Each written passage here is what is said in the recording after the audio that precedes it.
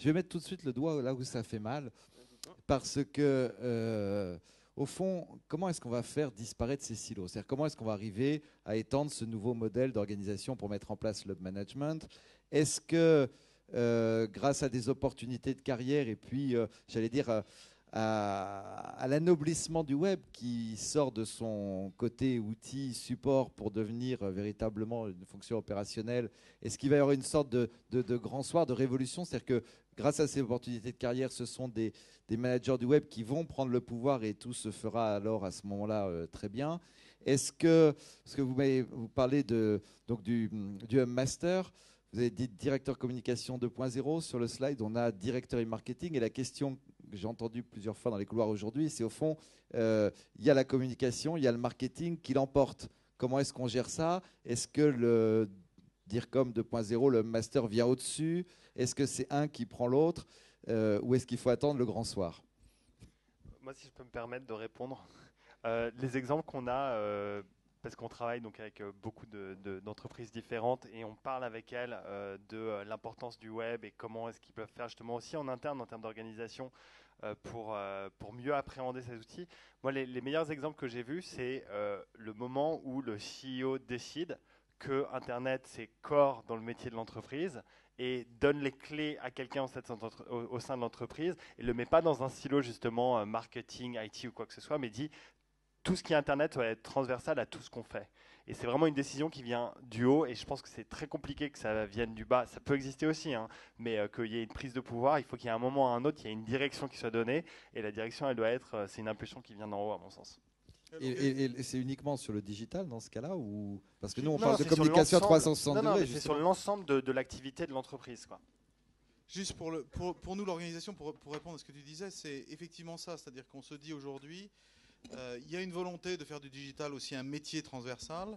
Ça veut dire qu'on accepte la transversalité dans le reporting du collaborateur. Ça veut dire qu'aujourd'hui, ce qu'on essaie de mettre en place, c'est de dire finalement, quand on définit des objectifs, on va définir l'objectif par rapport à la division dans laquelle je suis. Je suis dans une marque, j'ai des objectifs par rapport à ma marque, mais j'ai des objectifs aussi vis-à-vis de cette communauté digitale. J'ai mes objectifs de synergie.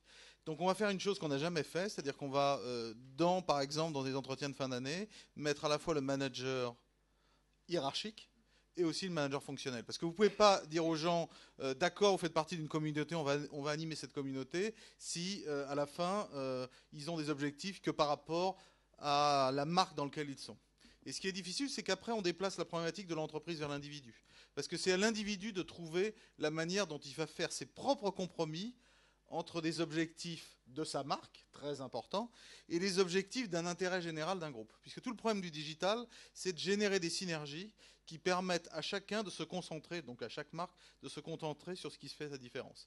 Et c'est l'intelligence de l'individu qui va trouver le bon compromis entre ses enjeux, pousser sa marque, et l'enjeu du groupe qui est effectivement trouver des synergies qui vont nous permettre d'être plus efficaces et plus transversales, parce que la réalité, c'est que nos entreprises, elles sont là pour servir le consommateur, et mon consommateur, il n'est pas organisé en silo. Il est organisé transversalement, et il passe de la marque qui s'appelle Lancôme, je parle pour nous, à la marque qui s'appelle L'Oréal, et puis demain, la marque qui s'appelle Vichy. Donc, si moi, dans mon organisation, je ne permets pas cette transversalité, et je ne l'ai pas organisée, il y a peu de chances que le consommateur me suive. Et donc, c'est vraiment indispensable d'organiser cette espèce de fonctionnement matriciel. Johan?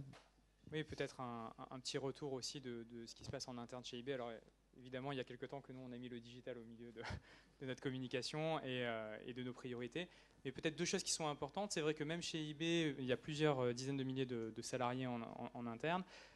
On peut également avoir un risque où il y a ce lien qui est rompu avec le consommateur, avec cette communauté.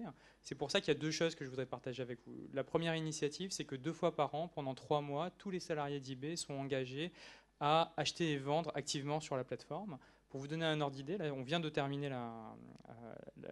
une période de 3 mois. On a généré, avec tous les salariés d'eBay, plus d'1 million de dollars de transactions réalisées sur la plateforme. Donc, véritablement, un conseil qui se passe dans beaucoup d'entreprises digitales, engagez vos salariés à utiliser vos produits. C'est déjà finalement le meilleur moyen d'activer ce hub et d'engager ce cercle vertueux.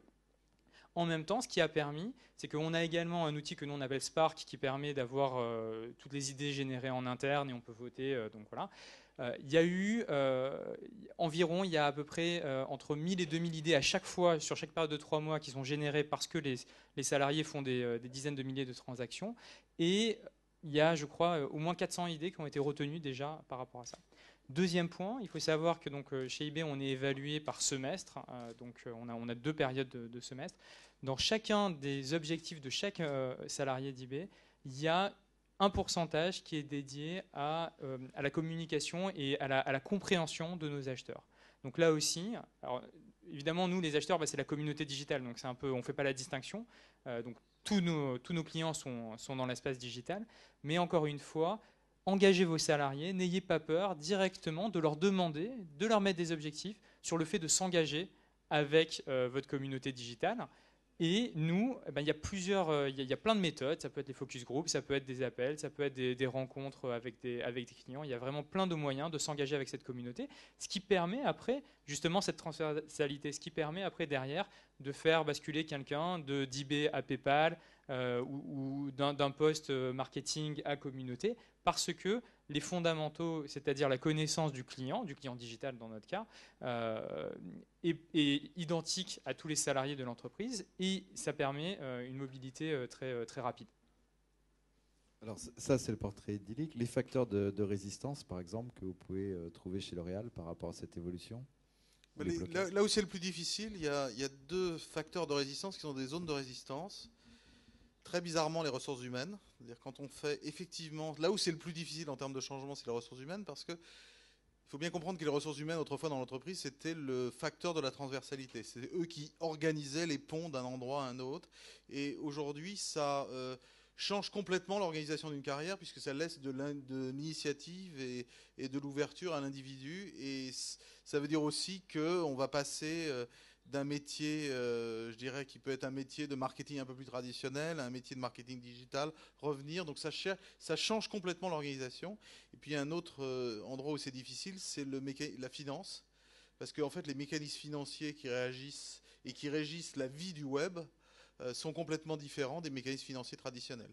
Y compris dans notre cœur de métier, par exemple, qui est tout ce qui est communication et médias, il est clair que quand arrive Google, les règles appliquées depuis toujours à la publicité, elles sont bouleversées.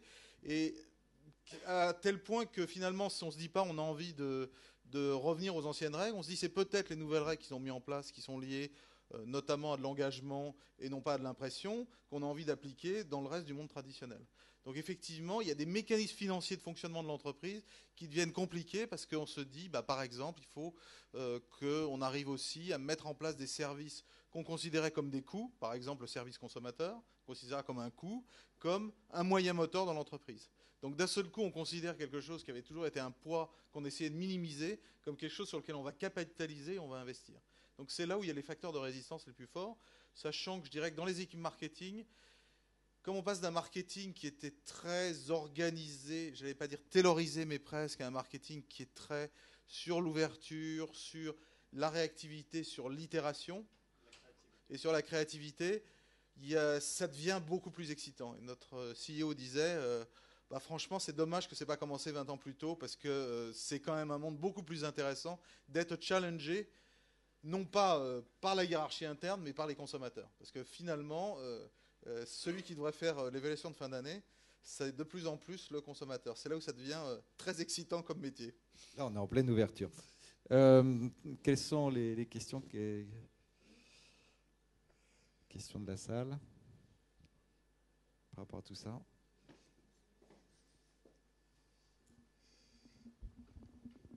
Merci. Une question pour toi, Frédéric. Tu es community manager, hein, c'est ça? Et combien tu gagnes? Je vais répondre que je suis pile poil dans la fourchette qui a été présentée. Je dirais pas si je suis en bas ou en haut, mais je suis dedans.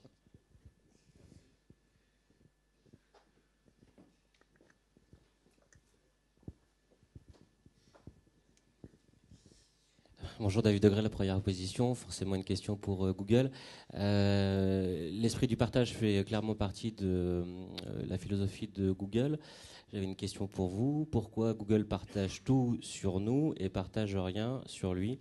Je pense notamment à toutes les données Google Ad Planner qu'on n'a pas sur Google, les données Google Insight qu'on n'a pas sur les mots-clés Google, etc. Et c'était une question qu'on a souvent de la part de nos clients. Ad Planner, c'est un outil qu'on a développé pour vous, donc vous avez accès aux données Ad Planner. Enfin, moi, j'ai l'impression que Google Insight, c'est un super exemple de données qu'on partage avec tout le monde. Alors, les données ne sont pas spécifiques parce que c'est confidentiel, mais le trend, on le donne. Donc, moi, j'ai l'impression qu'on est plutôt super ouvert, en tout cas pour la communauté des développeurs, pour les partenaires aussi. Et si on ne l'est pas suffisamment, donnez-nous des idées de choses que vous souhaitez qu'on partage avec vous. Et moi, je le mettrai dans la liste des projets à faire. Et on verra si on arrive à le réaliser. Mais moi je pense qu'on essaye d'avoir un maximum de transparence. Le seul endroit sur lequel on ne peut pas avoir de transparence, c'est sur les règles en fait, algorithmiques sur le SEO. Parce que si on donnait accès en fait les clés aux gens qui essaient de spammer ce SEO, ce serait un problème. Mais sur le reste, j'ai l'impression qu'on essaie d'être le plus transparent possible. Et si on n'est pas, discutons pour voir comment on peut l'être plus. Bon, mais s'il n'y a pas d'autres questions, on va terminer là avec ce focus. Remercier, applaudir nos intervenants.